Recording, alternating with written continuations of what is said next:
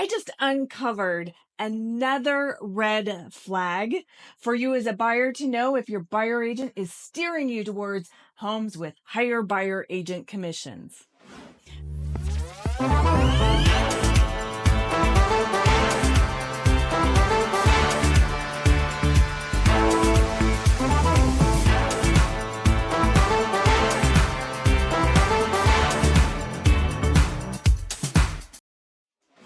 Hi, I'm Melody Moser. I'm the broker here at NextHome Navigator in Salt Lake City, Utah.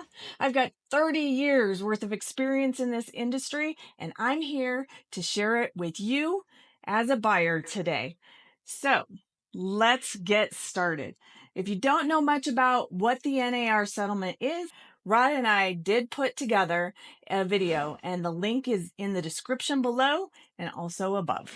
So my job as a broker is to review all the contracts that come into our company and also provide oversight to our agents. And navigating these waters after the NAR settlement has been very tricky. Today, let's discuss another scenario or red flag for you as a buyer to know whether or not your buyer agent is steering you towards homes that offer a higher buyer compensation. So let me lay the groundwork on this scenario. You're the buyer. You go and interview different agents. You find one that you really like, and you agree on the buyer agent compensation. So this is the work that they're going to do, and then this is the amount that you are agreeing to pay them. You sign a buyer agent contract. It's called a buyer broker agency contract here in Utah. And then you're able to go shopping, right? Obviously, you got to get some money. So you've got to go get qualified and do a couple other steps that your agent's going to guide you through.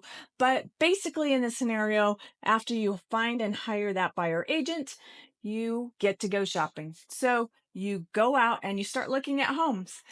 But that first time out, you don't find the home of your dreams or one that's going to work for you and your family. So you set another appointment to go out and look at another group of homes. And all is well. No red flags here. That is basically the scenario of how things should work. Here is where we start to get interesting. Right before the appointment, your buyer agent sends you a new contract, either in the form of an addendum to that buyer broker agreement or a brand new one with a new set of houses listed on it. And the buyer broker compensation is different than it was yesterday when you initially hired them. Maybe it's more, maybe it's less. But today it's different. It's kind of a red flag, right? Because think about this.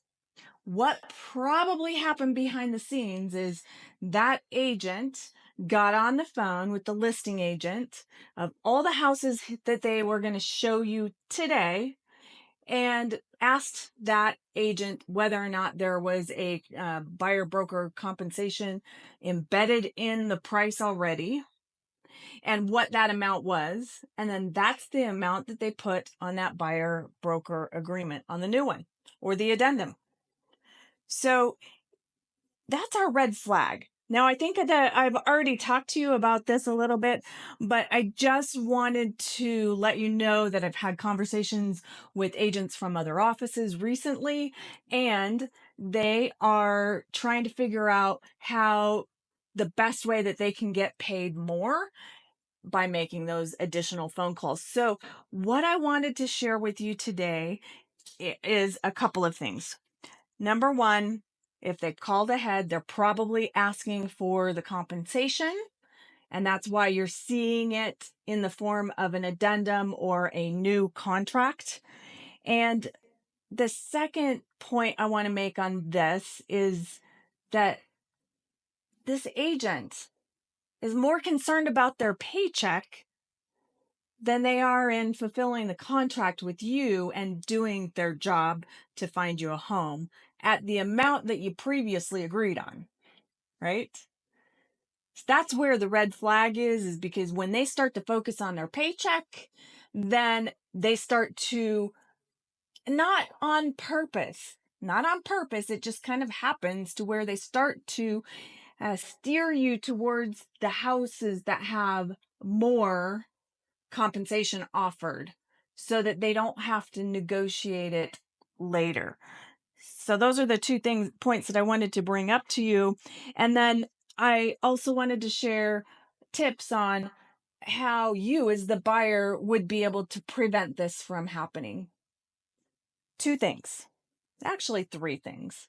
First of all, when you're initially sitting down in that first interview with a new buyer's agent, or not a new agent, but each agent interview that you go to, when you're sitting down to interview buyer agents, which I recommend that you do, you call 3 different buyer agents and you take time to sit down with them and interview them, just like you would if you had a house to sell, asking them what services that they provide, and then talking about their compensation, agreeing on a compensation amount that sounds like it correlates with what they're offering you. And it's okay to negotiate that fee. Don't feel like it has to be some specified amount, because it doesn't. You might be able to negotiate with that buyer agent a tiered effect where, if you do XYZ, I'll pay you this much, but if you do XYZ plus more, then I'll pay you this amount. You could definitely negotiate different scenarios like that with your buyer agent. So that's why I recommend that you interview at least 3 buyer agents before you sign the contract. And your interview could actually be on a Zoom call. I recommend that you do something that's a little formal. So Zoom call, meet them for coffee, go to their office, wherever. Just, take some time face to face with them. So that is tip number 1, is basically to have a heart-to-heart talk with the agent and really know what they're offering, what services they're offering for the fee that they're charging. Now, the second thing is to be upfront and ask the agent to negotiate their fee in the purchase contract. Okay, let me say that one more time. Ask the buyer agent up front before you start working together to negotiate their fee in the real estate purchase contract. Now, this is why I'm going to recommend you do that. So this is the third tip. The reason is complete transparency. Complete transparency. They are not picking up the phone and asking, how much are you going to pay me, seller, Mr. Seller, which the seller's really not paying that commission. You are, in the form of, it's part of your purchase price. So you deserve to be in control of how much you're going to pay your buyer's agent in that initial interview, and then to see that in the purchase contract. Transparency. That's why we have made all of these changes, is to give you, the buyer, complete control of how much you think your buyer agent deserves based on the work that you guys agree on. And I'm sorry I'm getting super serious and super on my soapbox, but this is such a good thing for you as a buyer, because you're in control. But you got to keep the ball in your court by asking your buyer agent up front to negotiate it in the purchase contract. And if they won't do it, don't hire them. If they won't do it that way and they want to call, don't hire them. They're hiding something.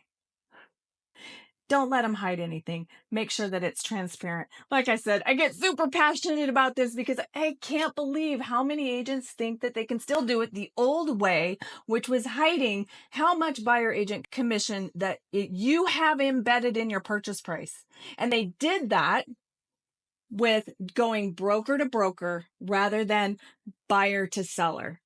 So keep the ball in your court. And if you have any questions or concerns, or you want to yell at me, please drop those comments, and I'll try to have some thick skin, because I know there's going to be agents that are hating on me for giving this information to you and having this stance, but I believe this is going to be good for you, the buyer. I am fully committed to making sure that you have all of the information in the palm of your hand. So ask me questions. Here I am.